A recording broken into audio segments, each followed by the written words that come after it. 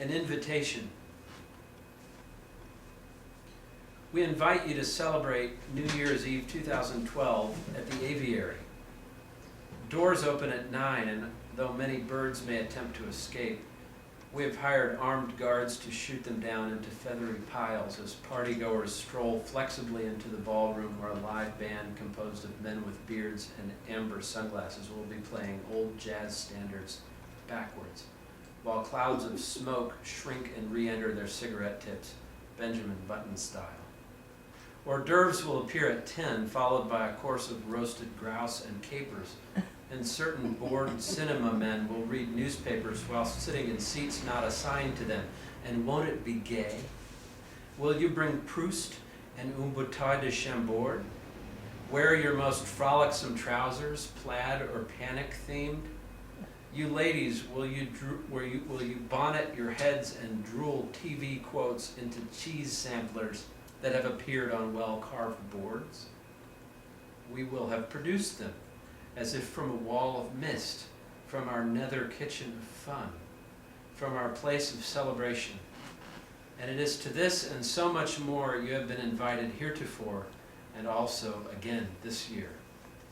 Oh, and for dessert, a white-whipped bed of suppressed ennui topped with slices of cinnamony pear. Enjoy it while it lasts, because it's all your New Year's pasts, beginning at 9 and lasting till when? Till we spot the greater prairie hen, of course, flapping toward the open door. By then we'll be soused, coughing up little chunks of grouse. I accept. You'll be there. Thank you. It's $500 a head. No problem. That was actually based on a real invitation to a $500 a head New Year's party at the Aviary in Chicago. Oh my goodness. They said the first two lines were straight from the invitation. I just added, though many birds may attempt to escape. 3 things. 1, nothing is as funny as a summer day, but 3 things are more temperate. 1, a glass of tap water. 2, your mood after we watch Friends. And 3, 3 things keep me from emailing you. I count bad breath and receding hairline as one thing, by the way.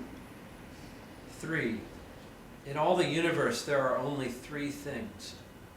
This is the secret of the universe, or as the French call it, le secret de l'univers.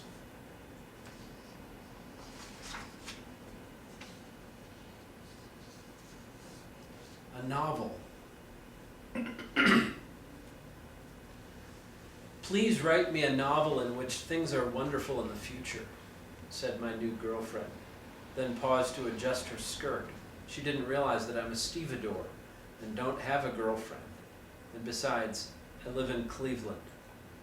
I run a rat show for the Ecuadorians while my invisible butler serves them fake punch. It may sound gimmicky, but at least it doesn't pay the bills. Nor does it pay off the ducks that have those bills still partly attached to their horrifying heads, though I wish it would, because then I might get clear of the jackass duck mafia constantly on my tail. Please write me a novel, she began again, as if already revising, in which... But then her words became soupy and depressing, and besides, who really was she? At first I tried to delete her from my phone, then called a friend in Brooklyn at whose pad I'd crashed not weeks before, and she suggested looking up girlfriend in the Pictionary. So we began communicating via hastily made drawings, first of some dictators sitting at a bistro outside in the springtime, one of them laughing, saying, "Write me a novel in which the undesirable ethnic other has been purged." And then the others laughing too, and my Brooklyn friend guessed, "Hyundai dealership?" I'm the rat man, I can't draw. I want to make things wonderful for both of us, but wouldn't know where to start, even if I could write prose, my fine feathered friend, or friends. P.S. Can't get over that hat.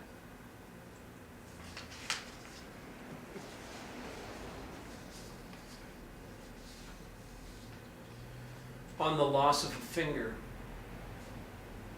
There's no way to describe how sad I was when I discovered my fingers had fallen off.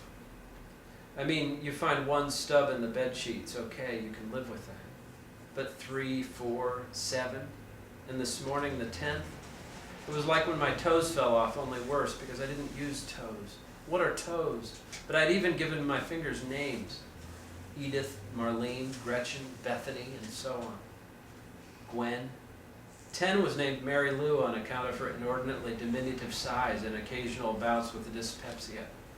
When I found Mary Lou this morning, I laid her upon an unused limestone soap dish in a shroud of serviceberry leaves and sprinkled her in body powder and prayed then for her quick ascension through perdition, manual labor, and through the finger puppet angels up to her final glorification. No longer tiny or sour stomach, but long, smooth, and incredibly sexy, crowned with a perfect halo of a nail.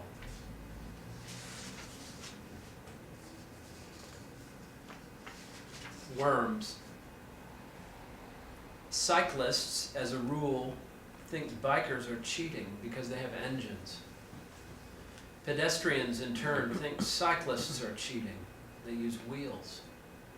People in wheelchairs think pedestrians have a leg up for obvious reasons, but pedestrians think the same thing about people in wheelchairs.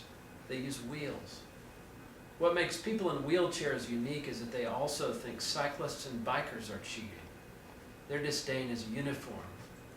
The wheelchairists' hypocrisy lies, however, in their use of automobiles. Everyone uses automobiles except worms. Worms think they're better than everyone. Worms think they're more authentic than everyone. This is why people say worms are self-righteous.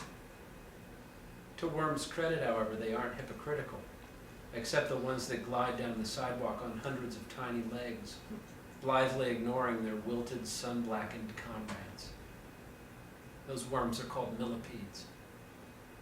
Those worms are really bad apples.